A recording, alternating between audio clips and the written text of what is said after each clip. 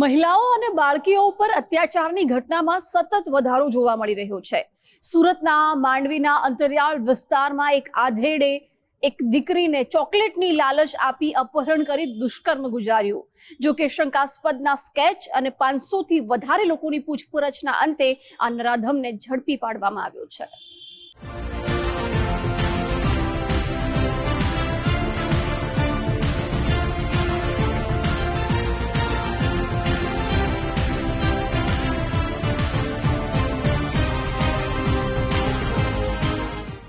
દીકરીઓની સલામતી જાણે હવે ભગવાન ભરોસે રહી ગઈ છે।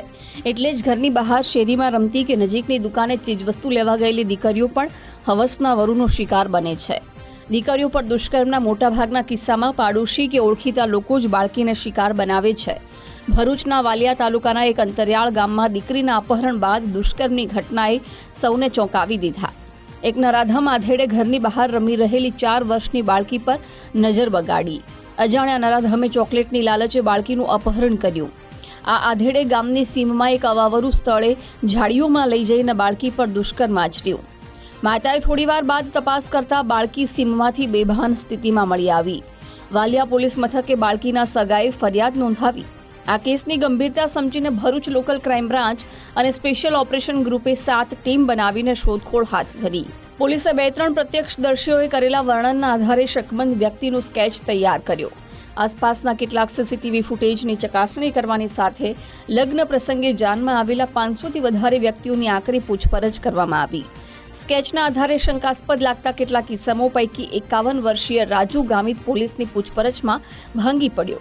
આ ઝડપાયેલો દુષ્કર્મી રાજુ ગામિત માંડવીના ગામિત ફળિયું વાઘનેરા ગામનો રહેવાસી હોવાનું તપાસમાં સામે આવ્યું છે।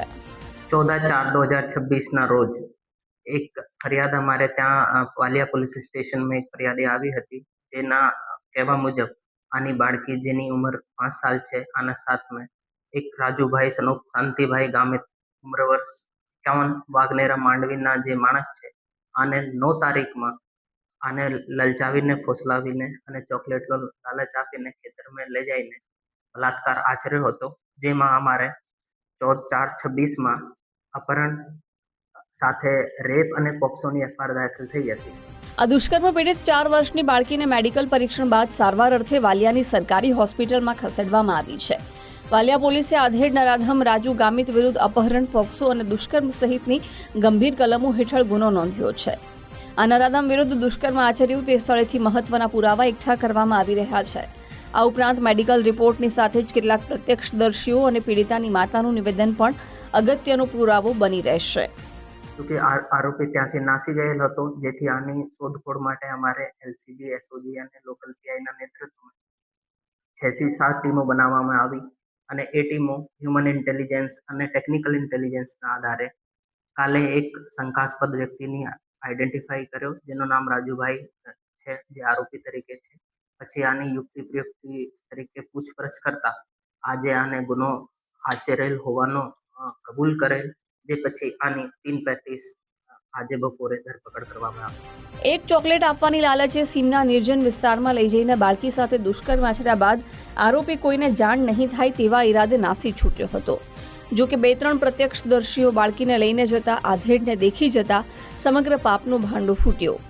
સુરત જિલ્લાના માંડવી તાલુકાના વાઘનેરા ગામના વતની દુષ્કર્મી રાજુ ગામિત વિરુદ્ધ પંથકના લોકોમાં ભારોભાર આક્રોશ છે। બાળકીના સ્વજનો સહિત માંડવી પંથકના લોકો રાક્ષસને પોલીસ આકરી સજા અપાવે તેવી માંગ કરી રહ્યા છે। દિનેશ મકવાણા, ગુજરાત ફર્સ્ટ, ભરૂચ।